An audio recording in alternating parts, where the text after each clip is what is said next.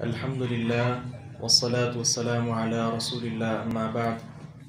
حدیث نمبر 119.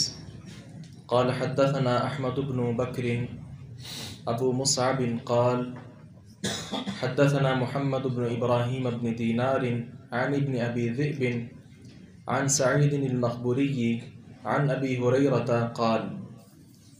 ابو ہریرہ رضی اللہ عنہ سے مروی ہے، بیان فرماتے ہیں، قلت یا رسول اللہ، میں نے کہا اے اللہ کے رسول صلی اللہ علیہ وسلم، انی اسمع منک حدیثا کثیرا انساہ، میں آپ سے بہت زیادہ احادیث سنتا ہوں لیکن بھول جاتا ہوں.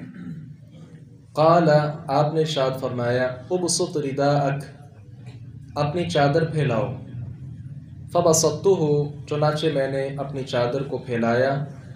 قال فغرف بیدیہ، تو آپ نے اپنے دونوں ہاتھوں کو چلو سا بنا لیا. ثم قال ضم، پھر آپ نے اس کو پھیلایا چادر میں اور مجھے کہا کہ یہ سمیٹ لو. فضممتہ، چنانچہ میں نے اسے سمیٹ لیا، اس کو لپیٹ لیا. فما نسیت شیئا بعد، اس کے بعد میں کچھ بھی نہیں بھولا. تو یہ جہاں آپ صلی اللہ علیہ وسلم کا اعجاز ہے، معجزہ ہے، وہاں ساتھ ہی ساتھ ابو ہریرہ رضی اللہ عنہ کی شان بھی دیکھیں کہ حدیث رسول صلی اللہ علیہ وسلم جو بھی سنی ہے اس کے بعد کبھی نہیں بھولے. فما نسیت شیئا بعد، اس کی تعویل، تفسیر، تشریح بعض شارحین نے یہ لکھا ہے کہ اس کے بعد ابو ہریرہ رضی اللہ عنہ کوئی بات بھی نہیں بھولے. لیکن درست بات یہ ہے جو صحیح مسلم میں روایت موجود ہے، ابو ہریرہ رضی اللہ عنہ فرماتے ہیں کہ اس کے بعد میں کوئی بھی حدیث نہیں بھولا. تو یہاں سے یہ پتہ چلتا ہے کہ کثرت کے ساتھ ابو ہریرہ رضی اللہ عنہ نے احادیث آپ صلی اللہ علیہ وسلم سے سنی ہیں اور ان میں سے ایک حدیث بھی آپ کو نہیں بھولی. وہ آپ صلی اللہ علیہ وسلم سے جو کچھ سیکھا اس کو آگے انہوں نے پھیلایا ہے. تو یہاں ایک سوال ہے اور ایک اعتراض پیش کیا جاتا ہے ابو ہریرہ رضی اللہ عنہ پر کہ ایک مرتبہ ایک صحابی رسول نے لا عدوى ولا طیرہ یہ روایت بیان کی. ابو ہریرہ رضی اللہ عنہ نے کہا کہ یہ آپ نے مجھ سے نہیں سنی یا مجھے اس کے متعلق کچھ یاد نہیں ہے. تو یہ روایت جو ابو سلمہ رضی اللہ عنہ نے آپ سے سنی تھی اس کے متعلق یہ اشکال ہے.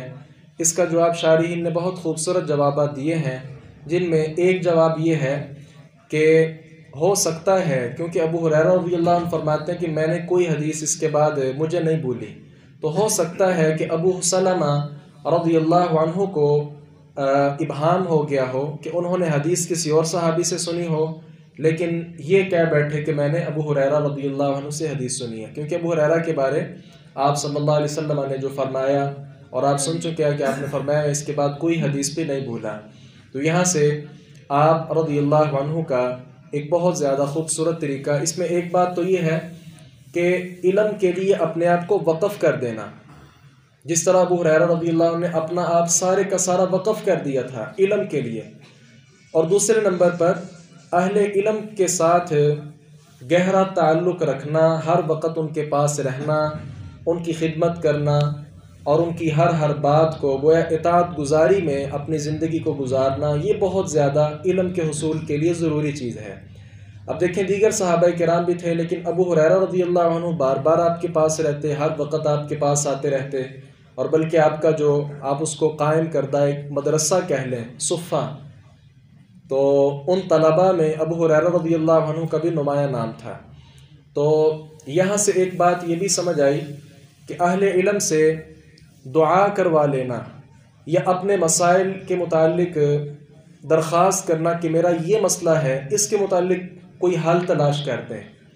تو اہل علم، کوئی بزرگ آدمی اگر کسی کے لیے دعا کر دیتے ہیں تو یہ بہت خوبصورت طریقہ ہے، اور اس کی رہنمائی کر دیتے ہیں، یہ بھی بہت خوبصورت طریقہ ہے. چنانچہ انہوں نے اپنی جو پریشانی تھی اس کا اظہار کیا آپ صلی اللہ علیہ وسلم کے پاس. جب اظہار کیا تو آپ صلی اللہ علیہ وسلم نے اس کا حل بھی بتا دیا.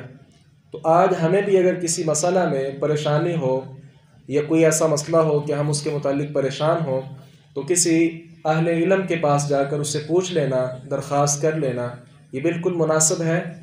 اور بلکہ جو بعض کبار علماء ہیں مستجاب الدعوات، ان سے جا کر دعا کی درخواست کر لینا کہ میرا حافظہ کمزور ہے، میرے لیے دعا کی درخواست ہے، تو وہ آگے سے دعا کر دیں، یہ بھی بہت زیادہ اہم اور ضروری چیز ہے۔